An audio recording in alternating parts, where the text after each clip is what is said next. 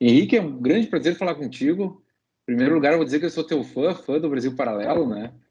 A Brasil Paralelo é um negócio, eu digo assim, é uma startup que tem um propósito muito diferente e eu entendo que está mudando o país inteiro, né?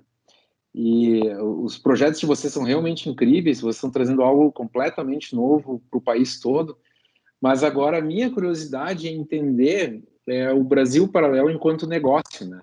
Então, eu estou muito ansioso para ter esse bate-papo contigo. Quero primeiramente te agradecer aí, Henrique, pela disponibilidade.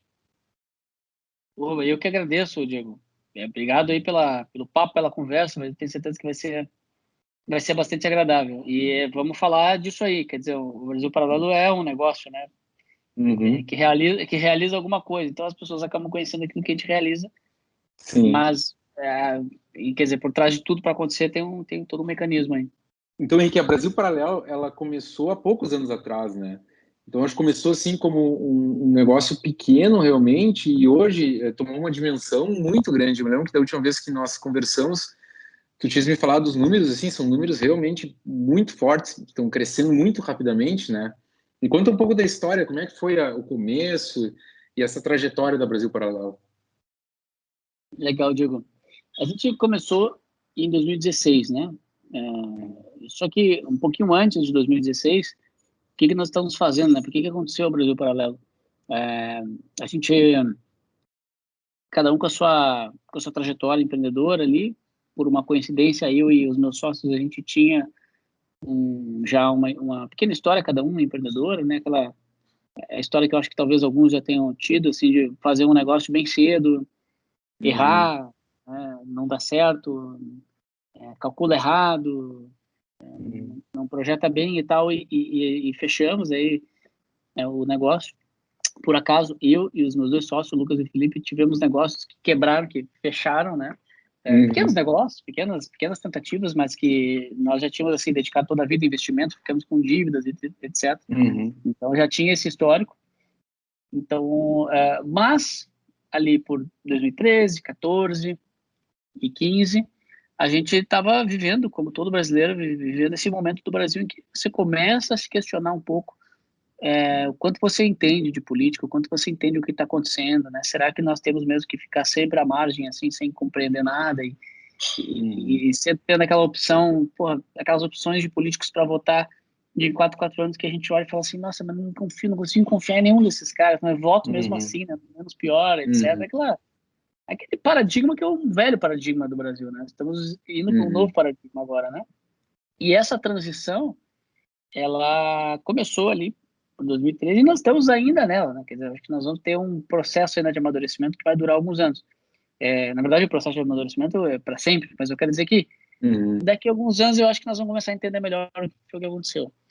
E uhum, nesse processo ali, a gente estudava bastante, por acaso caímos numa de querer estudar tudo e pegar fontes alternativas e leituras e vídeos e leituras e começamos a sacar que tinha uma série de conteúdos e formas de enxergar que davam uma certa big picture do que estava acontecendo, uma certa te aumentavam a capacidade de analisar. E a gente estava ficando uma uhum, capacidade muito boa de analisar e a gente começou a fazer alguns encontros onde a gente apresentava algumas coisas para amigos e aquilo ficou meio que aquela coisa começou a acontecer mais e mais e virou uma palestra que a gente dava. Nunca nós como intelectuais, assim, porque não somos, né? Não somos. Mas como bons storytellers ali, né? uhum, Daquelas ideias. Era meio que uma vocação, era um cacuete nosso e surgiu de um trabalho voluntário. Então era um trabalho nosso, não era nem um trabalho, né? Quer dizer, era uma diversão para a gente fazer aquilo. Era uhum, um pouco da vocação patriota também, vocação política que acho que todo cidadão tem. Em algum momento todo mundo se envolve, nem que seja com uma questão de bairro. O cara sente assim, uhum, porra, tem que fazer algo pelo bem comum, né? E aquilo ali acendeu na gente. Então era uma coisa voluntária, totalmente de coração que a gente fazia. Começou a tomar uma proporção muito grande. A gente falava para 80, para 100 pessoas.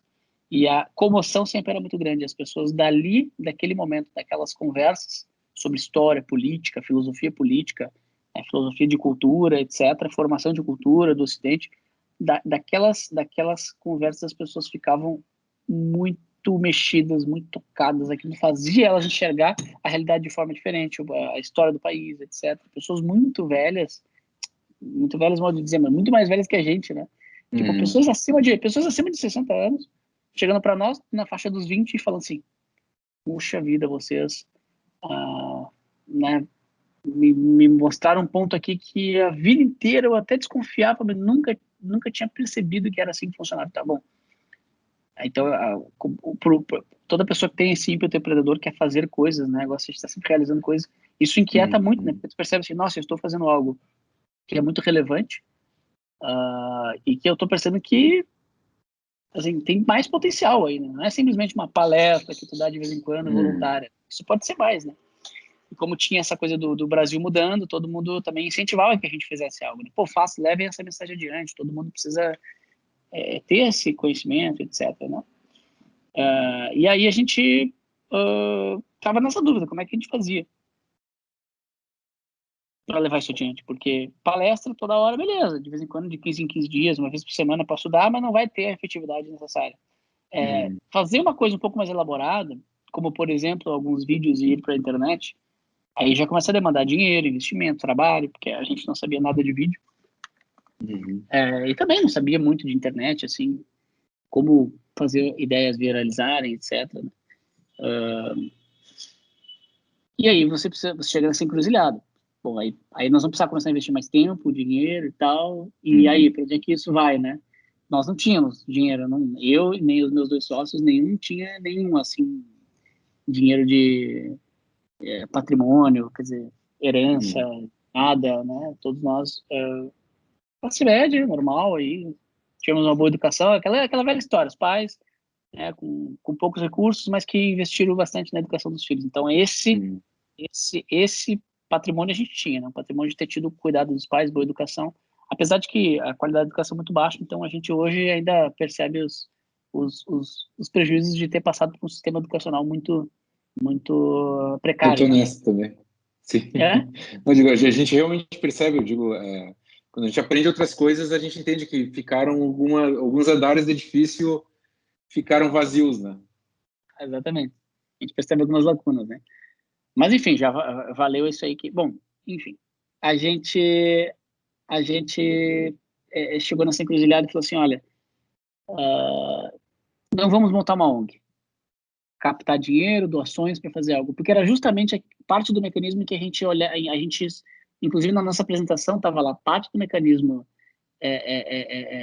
ruim do Brasil é um financiamento contínuo de iniciativas de interesse político pela própria máquina pública ou por instituições de interesses globais, etc. A gente mostrou, inclusive, com dados, baixamos as planilhas, fizemos um estudo financeiro de quanto que era investido nessas ONGs e tudo mais, né? E a gente já identificava que existia um problema do processo de mercado ali, que era o seguinte, o livre mercado, o processo de mercado, o processo de negócio, né, o capitalismo, ele é uma transposição da realidade em riqueza material. Então, você gera valor para alguma pessoa, você produz algo de valor para alguém, e essa pessoa decide se ela quer aquilo, e ela decide quanto que ela paga naquilo. Se for muito caro, ela não paga, se for muito barato, ela compra vários, né? Se for no preço ideal, ela paga e tal, quer dizer, um processo voluntário de trocas. Então, a gente pensava assim, não, se vamos fazer alguma coisa que envolva dinheiro, tem que ser um negócio, tem que ser uma empresa, né? Mas a verdade é que o início e o propósito do Brasil Paralelo, eles são um propósito que é antes de ser uma empresa. A decisão de ser uma empresa é qual que é a melhor forma da gente executar isso que é o nosso propósito. A gente percebeu que era uma vocação. Seria a maneira de viabilizar o propósito. Exatamente. Então, antes de ser uma empresa, o Brasil Paralelo é uma vocação de levar ideias aos corações dos brasileiros. E aí a gente decide que a empresa é a melhor forma de tocar, porque nós estamos dispostos a nos colocarmos à prova da sociedade, do mercado, e não captarmos aqui em dinheiro com algumas pessoas que têm interesse que essas ideias vão adiante, e aí a gente pega esse dinheiro, investe numa estrutura e fica jogando essa ideia goela abaixo na sociedade. Isso é o que o Brasil, isso é o que em boa parte do mundo acontece também, e que produz certas anomalias. As pessoas, às vezes, a gente pensa assim, nossa, como é que essas pessoas têm essas ideias? Né? Outro dia eu estava falando com meu sócio e ele falou assim, porra, o jornalismo hoje em dia, a maior parte do jornalismo porra, que vida, né, horrível, você tem que todo dia acordar e fingir que não enxerga a realidade, e você escreve uma realidade diferente daquela realidade que existe. Então, a gente sempre foi muito fã do processo de mercado real, concreto, ou seja, paga quem quer, etc. E a gente levou isso tão à risca que a gente determinou uma regra para nós mesmos, isso é estatutário hoje, e nós não temos mais como não cumprir isso, que é, nós nunca recebemos, nem nunca vamos receber nenhum centavo de dinheiro público, nem por meio de contratos com o governo, contratos com uma estatal. Mas a Petrobras quer patrocinar. Não, é dinheiro público? Não. A lei de incentivo é diferente, porque não sei o que, redução de imposto, não sei o que. Não. Empréstimos de banco. É o Itaú me emprestando dinheiro, eu posso pegar o empréstimo, não tem problema. É um banco público? Tem uma taxa especial aqui para startups, como a gente já recebeu. Isso tudo que eu estou te falando no início era teoria, hoje é prática. A gente recebeu já milhares de propostas, assim, espetaculares do ponto de vista do benefício econômico, que a gente usou todas elas, inclusive já tem uma fama nossa lá em Brasília, agora que porque agora o governo Bolsonaro tem muita gente conservadora participando do poder, que tem alinhamento com os nossos conteúdos e que eventualmente fez alguma proposta, vocês podiam fazer um projeto aqui, a gente contrata e tal, e já ficou uma fama lá do Brasil Paralelo que a gente não se envolve, que a gente é meio não conversa assim com não aceita nada, né, de nenhum tipo de negócio, e nem empréstimo de subsidiado também, porque entendo que é dinheiro público. Então a gente, empresa, capitalismo, privado, se a gente fizer isso der certo, é um sonho realizado aqui e tal, né? E ainda se der tudo certo, eu também, pessoalmente, nós vamos ter o nosso ganho como empreendedores, né? Aquele reconhecimento do empreendedor, que é gerar riqueza, gerar patrimônio para si, poder ter uma boa condição para sua família, para sua vida, realizar seus sonhos também. Né? Então, começamos o negócio com um sonho assim, meio maluco, sem saber o que ia fazer. Nós não sabíamos o que ia ser um documentário. A gente chegou à conclusão que tinha que ser por meio de vídeo. A gente foi aprendendo a fazer vídeo. No meio do caminho, a gente viu que a gente podia transformar esses vídeos em edições de vídeos casadas com entrevistas, etc. E foi uma grande descoberta. 2 meses antes da gente lançar, porque a gente preparou um lançamento digital para fazer as pessoas assistirem o nosso conteúdo, mas ia ser inicialmente umas palestras online e tal. Depois a gente descobriu que não ia dar palestra, porque a gente não ia conseguir tantos speakers, palestrantes bons no mesmo horário, daí a gente resolveu gravar e fazer não ao vivo, né? Aí depois a gente percebeu que eram muitas palestras gravadas que a gente estava conseguindo, mas que todas elas era maçante de assistir, não era didático tanto quanto a nossa palestra. A gente falou, não, a gente precisa fazer a nossa palestra, só que na voz desses caras, porque o que eles estão falando é o conteúdo, só que com mais autoridade, com mais conhecimento, com mais consistência, mas é o mesmo conteúdo da nossa palestra. Então a gente só precisa organizar a forma como eles estão dispostos para ter mais didática, para ter mais clareza no conteúdo, e a gente finalmente vai fazer as pessoas assistirem aquilo que a gente assiste. Então a gente pegou aquilo que a gente estudava, aqueles caras que a gente se baseava, lia, assistia vídeos, e produziu e a gente acabou descobrindo no meio do caminho, nós tínhamos também essa vocação para arte, né? Para arte audiovisual, é a produção de filmes, documentários. Realmente foi algo que a gente descobriu no meio do caminho. Ninguém tem formação nem em cinema, nem em vídeo, nem em jornalismo, nem em história, nem nada, né? Então, e aí foi isso. A gente se endividou ali, né? Com as nossas economias e tal. 13 mil reais foi o investimento do bolso no negócio. Pegamos uma pequena salinha no coworking em Porto Alegre. E aí a coisa foi indo, a gente começou a ter que fazer viagem para São Paulo, etc, para gravar as entrevistas, alugar uma câmera, pegar emprestada outra, tal. Daqui a pouco a gente teve que pegar os empréstimos para continuar. Mas o sonho estava crescendo. Foi na raça mesmo. Total. Não teve nada de... Nunca tivemos nenhum investidor, né? Essa coisa das rodadas de investimento, a gente nunca passou por nenhuma, nunca precisou. A gente foi pegando, na verdade, empréstimos, aí quase 100 mil reais de empréstimos, para poder financiar toda essa primeira produção, né, que a gente fez. E aí chegou na hora de lançar, a gente tinha montado toda essa estratégia de fazer os membros assinantes, etc. E aí tinha um valor a pagar, o cara virava membro, e aí ele acessava os conteúdos brutos das entrevistas e tal. Era o que a gente podia oferecer na época, né? Hoje em dia tem bem mais coisa para o assinante, né? Hoje em dia tem toda uma plataforma. Mas na época era o que a gente podia oferecer aquilo, então a gente reforçou muito o espírito inicial da Brasil Paralelo. Olha, pessoal, a gente não recebe dinheiro público, tal, a gente se dispôs a essa loucura, agora vocês precisam estar com a gente precisa para poder continuar a fazer o próximo documentário, nós precisamos de cliente, né? Então, e a gente até pensou que um dia a gente ia acabar fechando os documentários só para os assinantes. Só que esse movimento ficou tão forte que nunca foi a vontade dos membros e dos clientes. Eles sempre falaram, não, a gente paga, a gente acessa os conteúdos especiais dos membros, mas os documentários têm que continuar sendo gratuitos porque a gente quer que esses documentários cheguem em toda a sociedade. Então a gente alinhou os clientes ao nosso propósito de espalhar as ideias possível.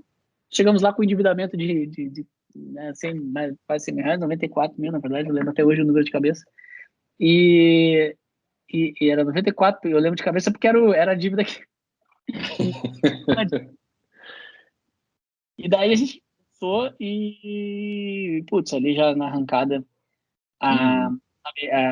aquilo que a gente criou já se mostrou desde o início que tinha um potencial vencedor muito grande. A gente, em algumas horas, pagou todo o investimento. Em alguns poucos dias, a gente já tinha alcançado milhares de assinantes. E, enfim, o negócio também já se mostrava lucrativo, o que era uma grande novidade, porque o negócio ele tinha um propósito tão forte que mesmo que ele empatasse, a gente ia seguir, né? Ou mesmo que ele desse um prejuízo, talvez, mas ele mostrasse que funcionava e tal, a gente ia seguir igual. Mas ele deu lucro, né? E a gente já investiu esse lucro, e aí entramos... Isso foi no final de 2016, né? E aí entramos no ano de 2017, trabalhando, lançamos a segunda série de documentários, já fomos para lançamento em cinema, e depois de 2018, era ano de eleição, então o assunto todo cresceu demais, a gente cresceu demais também, né? Fomos triplicando e quadriplicando o faturamento. Em 2019, lançamos o 1964, que foi um filme que conquistou muita audiência, é o filme documentário mais visto do Brasil, da história do Brasil, não tem outro documentário brasileiro que tenha sido tão assistido em volume, né, por tantas pessoas. A gente bateu esse recorde, teve muita polêmica, fomos à mídia por todo o Brasil, dar entrevistas, etc. Processos jurídicos, processos até com a Globo, porque Globo fez fake news nossa, né, para usar um termo moderno aí, fez fake news, algum jornalista lá que ficou desconfortável com a maneira como a gente tratou o tema, que na verdade a gente nem tinha lançado o documentário ainda, eles fizeram uma matéria antecipada, um documentário da ditadura militar, etc, né? O que não tem nada a ver, na verdade, é justamente o contrário, né? O documentário denuncia e faz várias críticas, inclusive, ao governo militar da época, né? O documentário, inclusive, pontua exatamente que foi um golpe, tecnicamente foi um golpe, coloca especialistas para falar, né? Então, é um documentário super sério, né? A única diferença é que ele aborda todos os lados da história e não só uma visão romântica de esquerda de que o documentário seria de que a história, desculpa, uma visão romântica de esquerda de que essa história, esse período, era a história de uns oprimindo os outros que eram defensores da liberdade, etc. Na verdade, eram duas visões de mundo, era uma consequência da Guerra Fria, capitalismo e comunismo, né? E os militares no Brasil resolveram lutar contra essa revolução comunista, acabaram fazendo um golpe, acabaram fazendo uma ditadura, e etc. Então, críticas a todos os lados, né? Mas essa parte que sempre ficou meio velada na história, o que está acontecendo no Brasil? Pô, a gente foi até a União Soviética, e entramos nos museus que eram sedes do serviço secreto tcheco. Vocês foram lá? Vamos lá. Poxa, existe isso. E o que mais nos surpreendeu é que quando a gente entrou lá, hoje existem doutores pesquisando, acadêmicos, são centros de pesquisa para estudar o que foi a ditadura comunista lá na República Tcheca, o que foi a União Soviética. E eles falaram assim, olha, a primeira vez que um grupo jornalístico brasileiro vem aqui. Está aqui. Nós nos preocupamos muito com o Brasil não perceber que o comunismo é uma coisa séria, é um problema sério. Nós aqui somos muito traumatizados por causa disso. Então, nós estávamos lá justamente para estudar isso aí. O que foi essa tentativa de revolução comunista no Brasil por parte da União Soviética, por meio da Tchecoslováquia, que era quem tinha os agentes dentro do Brasil. Tinha lista de nomes. A gente filmou, tá no documentário, lista de nomes, agentes pagos e agentes não pagos. Agentes conscientes e agentes inconscientes. O lançamento de 1964 foi um grande marco em termos de... Já era muito grande o movimento, né? Brasil Paralelo, muitos membros, já assinantes, clientes, a audiência já era muito grande, mas o mainstream ainda não tinha nos dado voz, né? Não tínhamos perfurado aquela barreira do circuito da mídia, etc. Né? E aí rompeu-se essa barreira, e aí a gente foi crescendo, foi para São Paulo, mudou a sede inteira da empresa de Porto Alegre para São Paulo. Foi um ano super difícil para a gente, 2019, apesar desse crescimento da marca, né? A empresa sofreu um pouquinho, custa muito vir para São Paulo, é difícil pra caramba, a adaptação cultural. Nós perdemos algumas pessoas, né? Trouxemos algumas que não se adaptaram, voltaram, acabaram ficando, né, com problemas pessoais e tiveram que voltar.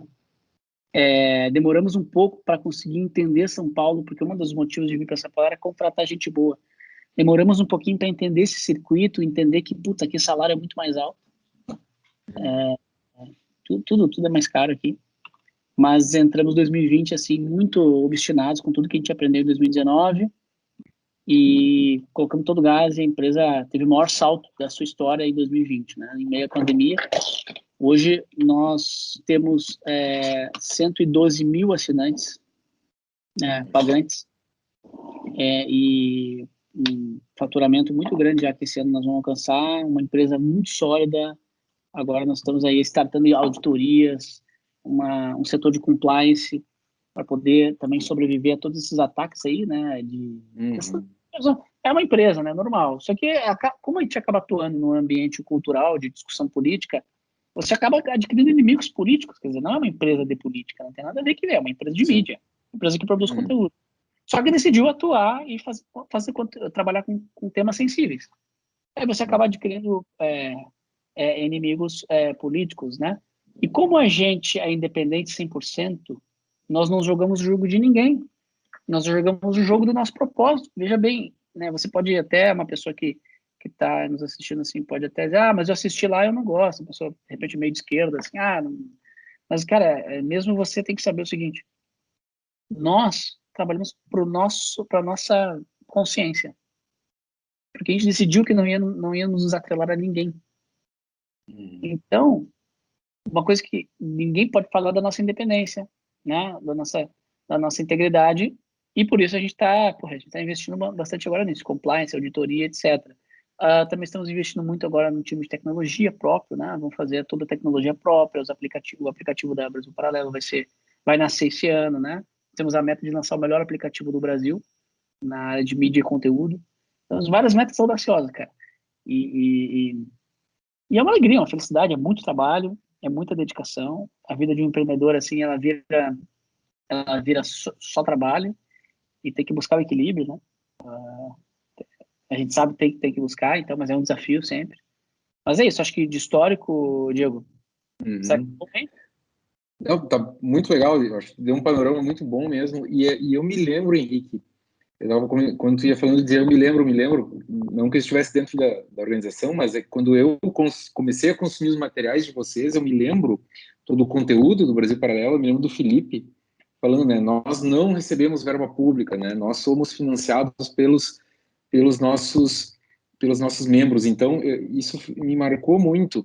E aí eu pergunto, eu imagino que muitas das pessoas que trabalham para vocês, ou todas, comunguem do mesmo propósito, né? Mas como que é gerenciar, por exemplo, tu comentaste, né? Vocês tiveram uma experiência empreendedora, mas eu imagino que ninguém tinha times tão grandes como vocês devem ter hoje. Como que foi esse desafio de gerenciar a equipe sem ter essa experiência, ainda mais contratando cada vez mais gente numa velocidade muito grande, né? Mas, esse é um grande desafio, cara. Esse é o maior desafio. Foi direto no ponto já. Esse é o maior desafio, porque faz uma empresa são as pessoas que trabalham nela, né? Não são os processos, não são... o que é a cultura? A cultura é o conjunto do comportamento das pessoas que estão ali, né? A cultura é um fórum de ação, né? Não é o que é o mundo, é como ele funciona. E como ele funciona é como as pessoas agem. Então, a gente tem um grande desafio, que é pensar essas pessoas que estão pelo Brasil aí, num momento de vida, de carreira propício, né? De se dedicarem ao negócio de uma empresa de mídia. Pode ter várias áreas, hoje tem área para todo mundo, tem área administrativa, financeira, recursos humanos, tecnologia, produção de vídeo, roteiro, parte editorial, parte de gestão, quer dizer, tem São espaço para quantas todo mundo. pessoas hoje? Cara, nós estamos hoje, vou arredondar os números, tá? 30 e esse ano a gente está indo para 50. 30 indo para 50. A gente está contratando 20 pessoas agora. Quase dobrando o time, né? O que mais me impressiona, Diego, é que parece que existe um movimento de pessoas que estão numa certa possibilidade de carreira, alguma coisa assim, ou estão bem numa carreira, mas angustiados, querendo mudar e tal, e que querem muito, muito, muito trabalhar com isso que a gente está fazendo, com esse propósito de transformação cultural que o Brasil está passando. Porque esse processo que a gente está fazendo parte, enquanto Brasil Paralelo, ele não é uma coisa da Brasil Paralelo, assim, nós estamos fazendo isso no Brasil. Quer dizer, o Brasil está passando por esse momento de transfiguração de uma cultura imatura, infantil, fútil, baixa, por uma cultura que começa a querer assim, opa, não, eu tenho que tomar jeito na vida. Eu tenho que ser alguém.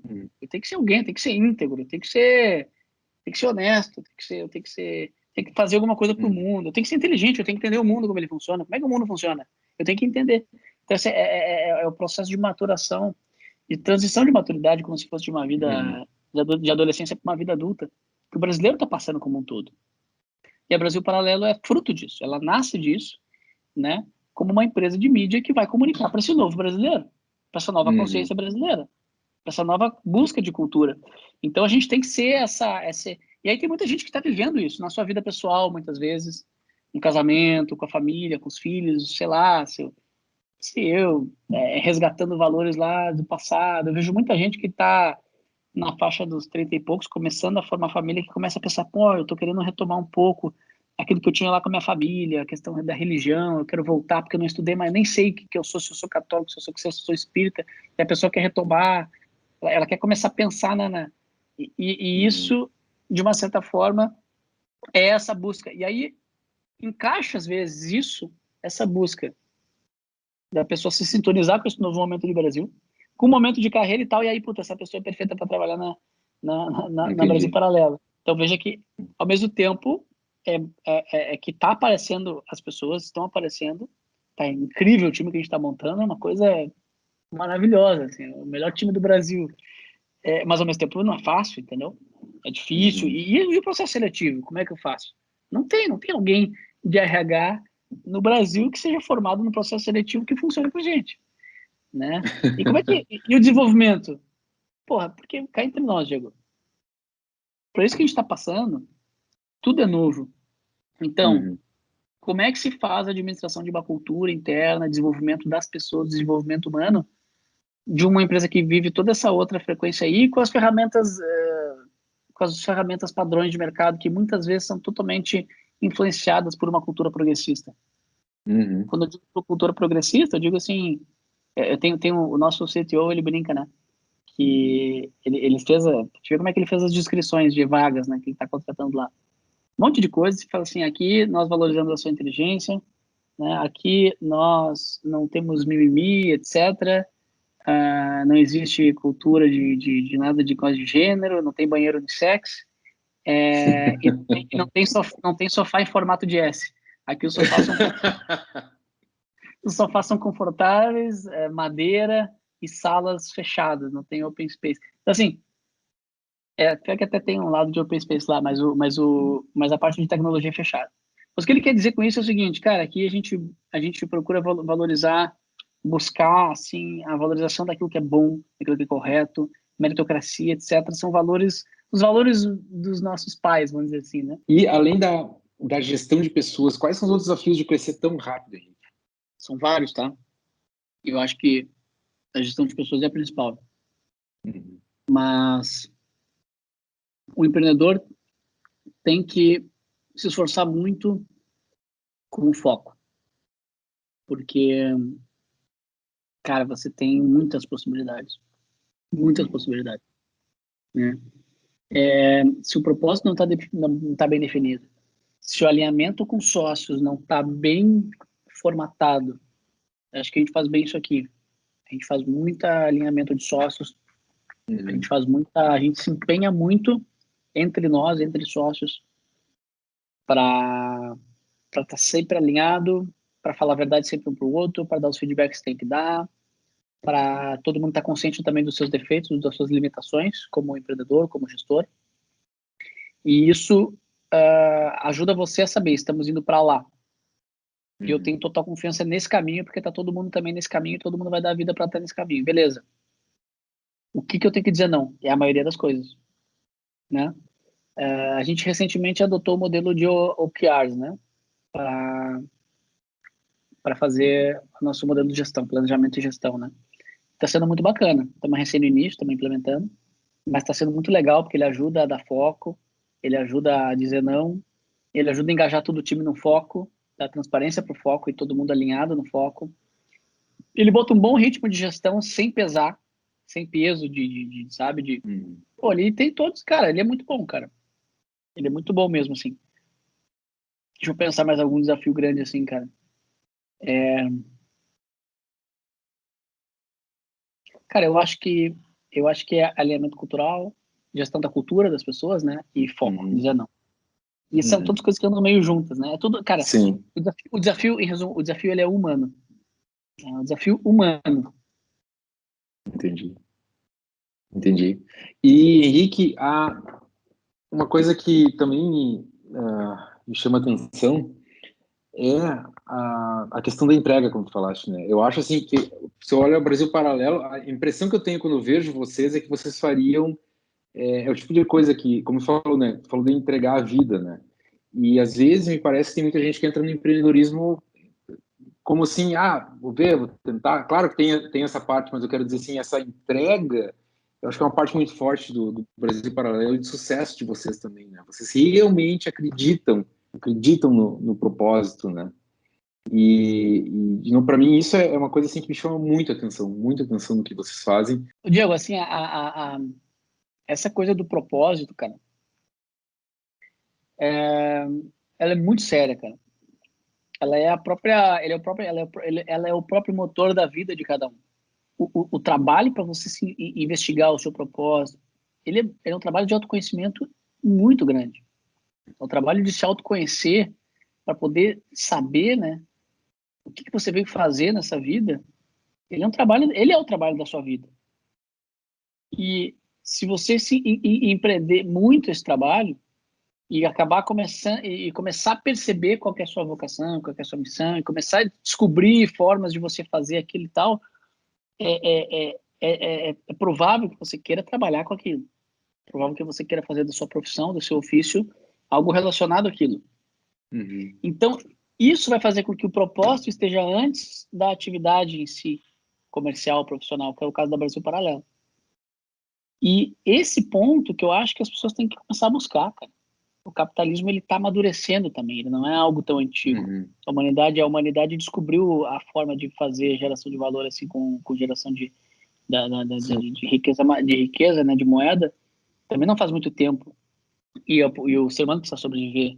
Então é totalmente louvável também qualquer trabalhador e qualquer empreendedor que não tenha passado por toda essa vocação, e a vocação dele é sustentar a família e pronto, né? Quer dizer, na verdade não é menos, na verdade muitas vezes até se vocês forem perceber, um negócio muito simples às vezes, uma pizzaria, um restaurante, uma padaria, eu digo simples porque são mais comuns, né? Não que seja simples de fazer, né?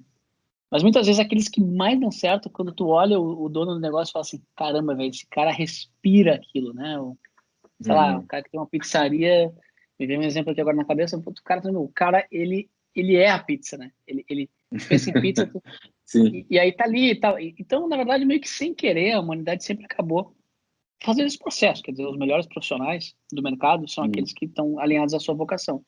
O que acontece hoje, que eu percebo, é que como o mercado financeiro está muito avançado também, o mercado de capitais está muito evoluído, e cada vez mais os investidores, o mercado financeiro fica mais afiado para poder captar investidores e ofertar, né, produtos financeiros e tal. Cada vez mais também há um mercado de investimento. E isso acaba fazendo com que as pessoas criem sonhos ansiosos, que eu chamo, né? São sonhos ansiosos. O cara quer aquela quantidade de dinheiro para produzir aquela quantidade de prazer para si que ela quer na sua vida. Então, ela é um vetor meio hedonista, né? Então, o cara quer uma quantidade X de dinheiro para poder viajar o mundo, para poder ser livre, né? Para poder comprar a casa que ele quer, para poder gastar tudo que ele quer de dinheiro. Ele tem uma ideia e aí ele vai se enganando, né? Ele vai de um lado ele vai, eu tenho um propósito, eu tenho uma missão, não sei o que tá, eu faço isso bem, mas na verdade é uma coisa muito mais do orgulho, né? Eu faço isso bem. E daí ele até faz, né? E ele entrega aquilo ali e tal, mas ele tá visando vender um negócio e tal, tal, tal. A Brasil Paralelo não é uma empresa que foi feita para vender, tá? Digo aqui, tá? Pode até participar de algum processo de mercado financeiro em algum momento, algum IPO, alguma coisa assim, mas ela não foi feita para ser vendida. E aí, tu não tá colocando foco naquilo que verdadeiramente vai gerar riqueza para os outros, que é o quanto que tu pode, quanto e o quão bem tu pode servir aos outros, né? Por que eu digo ansioso, cara? Porque todos nós queremos a riqueza também, né? A prosperidade da família, a prosperidade pessoal. Todos nós queremos.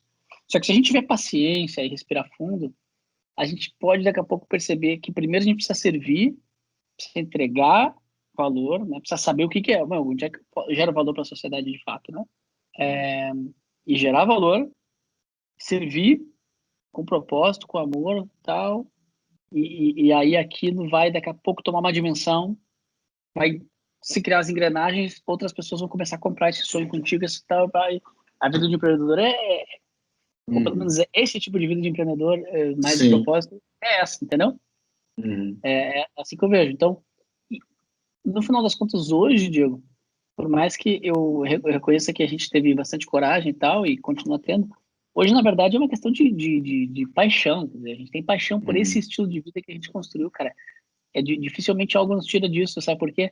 Porque até uns anos atrás, a gente ainda, por mais que a empresa já estivesse crescendo e faturando, a gente às vezes se angustiava ainda com o crescimento, né? Com a possibilidade de crescer e tal, e algumas coisas poderiam balançar a gente, sabe?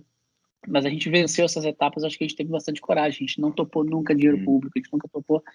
Só que hoje, cara, a gente já está num ponto onde nós somos uma empresa extremamente lucrativa, um crescimento gigantesco, com um valuation estratosférico já, com o puta de um conselho, a gente tem um conselho consultivo, assim, cara, dos melhores empresários do Brasil, alguns dos melhores empresários do Brasil estão no nosso conselho, nos ajudam, reconhecem, estão com a gente, nunca tendo passado por uma rodada de investimento, uma empresa que tem caixa para 1 ano e meio, sei eu, tá? Para rodar com uma operação cara, uma operação que já não é barata. Então, quer dizer, hoje, já para nós, já é uma questão de, cara, não abro mão. Isso aqui é muito bom. Eu faço o que eu amo. Eu tô buscando a minha integridade. Eu posso dividir com os meus pares no dia a dia os meus desafios, os meus anseios, que eles estão comigo nisso. Todo mundo está alinhado, todo mundo concorda que mais importante é o propósito e a integridade dos valores do que o dinheiro. Todo mundo está alinhado a isso, porque todo mundo junto já viu. Nós já nos vimos juntos abrindo mão de dinheiro. Depois que você passa por isso, é uma vitória, você fica com autoestima, sabe? E aí você vai. Continua difícil, mas já não é mais um. Cara, não sei explicar, o sacrifício continua grande, mas é tão apaixonante, você já viu que dá certo, então você já sabe que dá certo, entendeu? Sim. Te ouvindo, eu lembrei do Frankl direto, né? Porque eu acho que é isso, né? Do sentido tem que vir antes de tudo. E propósito. Exatamente. Poxa, muito legal. Muito legal, Henrique. Poxa, muito legal, Henrique. Era isso, cara. Não tenho mais nenhuma pergunta, sim, porque eu fiquei. Na verdade, era entender. Eu queria muito entender como é que vocês relacionam essa questão do propósito dentro de uma máquina de negócio que olhando de fora, assim, claro, como você falou, tem dificuldade, né? Todo negócio tem, mas que parece tão bem azeitado e cresce tão rapidamente só com recurso próprio, né? Eventualmente, pegando recurso externo, mas dentro da estrutura de capital normal, quero dizer, gira isso, mas sem pegar dinheiro de investidor, governo e assim por diante, né? Ô, Diego, E uma vez a esse... gente, desculpa te interromper mais uma vez, a gente Não, recebeu uma proposta inicial, assim, de um grande empresário que propôs o início de uma conversa para uma eventual compra, né? Comprar a Brasil Paralelo. E a proposta financeiramente resolvia a nossa vida, vamos dizer assim, né? Claro, não de imediato, a gente ia ter que trabalhar um tempo ali, aquele modelinho, né? O cara compra, você um pedaço, você tem que trabalhar alguns anos, bater umas metas e você realiza ali. Dentro de uns 2, 3 anos, você realiza na pessoa física um dinheiro que não vai precisar mais trabalhar, né? E aí a gente balançou bastante, né? A gente ficou... Me lembro que a gente fez uma reunião com ele num hotel aqui em São Paulo e a gente saiu e ficou andando na rua. A gente foi e voltou umas 5 vezes andando e conversando, né? Nessa rua, assim. A gente ia até o final da rua, voltava e tal. Aí, até que chegou uma hora que a gente, passado uns dias, assim, chegou uma hora que a gente falou assim, não me lembro quem puxou o assunto, falou pro outro e tal, todo mundo concordou. Falou, cara, se a gente vendesse, o que nós ia fazer com o dinheiro? Nós ia fazer outra Brasil Paralelo. Então por que a gente quer vender? Não quer vender. A gente não quer vender, a gente nunca quis vender. Essa empresa não foi feita para ser vendida. E bom, então... e aí tem outra coisa que eu ia dizer, que é o seguinte. Cara, a gente quer crescer muito, cara. A gente quer crescer muito, cara. A gente quer fazer IPO, a gente quer pegar, alavancar tudo que dá. Nós queremos ter o mesmo ou maior poder de influência na cultura que a TV Globo teve no século XX, no final do século XX principalmente. Nós queremos realmente comunicar ao Brasil todas essas grandes ideias da humanidade. Nossa missão estabelecida e escrita é resgatar os bons valores e sentimentos, resgatar os bons valores, ideias e sentimentos no coração dos brasileiros. Essa é a missão da Brasil. A gente quer fazer isso com todos os brasileiros que a gente puder fazer. Com certeza, pode ter certeza que um dos nossos QRs do futuro lá, né, desse objetivo de longo prazo, é que todos os brasileiros conheçam a Brasil Paralelo, né? Pelo menos sabem o que é, que existe qualquer proposta, e que a maioria deles consuma o nosso conteúdo, que espero que um dia seja diário, né? Que a gente tenha capacidade produtiva para todo dia estar produzindo. Só que nós não fazemos filme para ganhar dinheiro. E essa frase não é minha. Essa frase é do Walt Disney. Nós não fazemos filmes para ganhar dinheiro. Nós ganhamos dinheiro para fazer filmes. Esse é o vetor. Fantástico, fantástico. O Brasil Paralelo, enquanto negócio, é uma prova de que para se alcançar o sucesso, mas não só o sucesso mundano de dinheiro e coisa e tal, mas sucesso no sentido humano de realização, mas também o sucesso mundano é uma prova de que o cara não tem que vender alma para o dinheiro, né? Literalmente, eu quero dizer assim, que é exatamente isso, assim, fazer o que acredita com toda a força, né, com toda a entrega, e é possível, né, construir, porque às vezes essa é uma escolha que as pessoas se colocam muitas vezes, né, assim, não, eu vou vendo minha alma, ou eu sigo meus valores, e aí eu vivo uma vida mais, né, a gente chega ao extremo, vou viver pobre, ou vou ganhar dinheiro e vender minha alma. Não, esse não é um trade-off real, na verdade. Né? De forma nenhuma. De forma nenhuma, talvez antigamente fosse, Diogo. Talvez uns 300 anos atrás, uns 3 séculos atrás fosse. Hoje não é mais, cara. O capitalismo é espetacular. Cara, o capitalismo é um sistema que o ser humano desenvolveu que possibilita que qualquer pessoa que tenha... Qualquer pessoa, cara. Qualquer pessoa que faça alguma coisa para outra possa transformar isso em riqueza material e ter sua vida. Exato. Cara, a gente vive um momento maravilhoso da história, né? Apesar de tantas ameaças à liberdade, apesar de tantas forças querendo assim até destruir essa própria cultura que a gente criou, né? Uma cultura de paz, de prosperidade, né? De tudo que a humanidade já construiu, com certeza a civilização ocidental é aquilo que mais produziu paz e prosperidade. Tá longe de ser ideal? Tá longe de ser ideal, óbvio que tá longe de ser ideal. Eu não posso sair na rua tranquilo. Mas, cara, pode ter certeza que antigamente era muito pior, né? E outras culturas tiveram resultados muito piores do que a nossa, né? Então, e essa cultura está sempre em ameaça, né? Mesmo assim, a gente vive o melhor momento da história para trabalhar, para enriquecer enquanto sociedade, né? Enriquecer também enquanto família, enquanto indivíduo. E outra coisa que eu queria também colocar, Diogo, é que eu começo a perceber o seguinte, cara, no final das contas, a gente está crescendo muito, né? E ganhando dinheiro, né? E eu e os meus sócios, provavelmente em alguns anos, se tudo continuar dando certo, vamos ter as pessoas físicas, né, nós teremos algum patrimônio bacana, assim, que vai nos agradar, que vai fazer a gente, que vai nos motivar. Mas eu começo a perceber cada vez mais que esse não é o ponto, cara. Eu vi uma frase outro dia engraçada, né? Um cara falou, usou linguagem religiosa, assim, usou uma linguagem cristã, mas acho que vale a metáfora que ele falou assim: só tem duas formas de ganhar dinheiro na vida. Ou você faz um pacto com Deus, e aí ele vai escolher se você vai ter dinheiro ou não para realizar aquilo que você tem que realizar. Ou você faz um pacto com o demônio, e aí você vai ter dinheiro, só que você vai se ferrar eternamente. Para sempre. Sim. Para a eternidade mesmo, depois né? Eu acho que isso vale aqui, tu falou um pouco de fazer o pacto com o dinheiro, né? É um pouco isso. Quando você faz o pacto, no caso da linguagem que ele usou aí com Deus, né? Mas quando você faz o pacto com seus propósitos, com o seu ideal de vida, com aquilo que você considera o bem, quando você gesta o bem, não significa que você vai enriquecer financeiramente.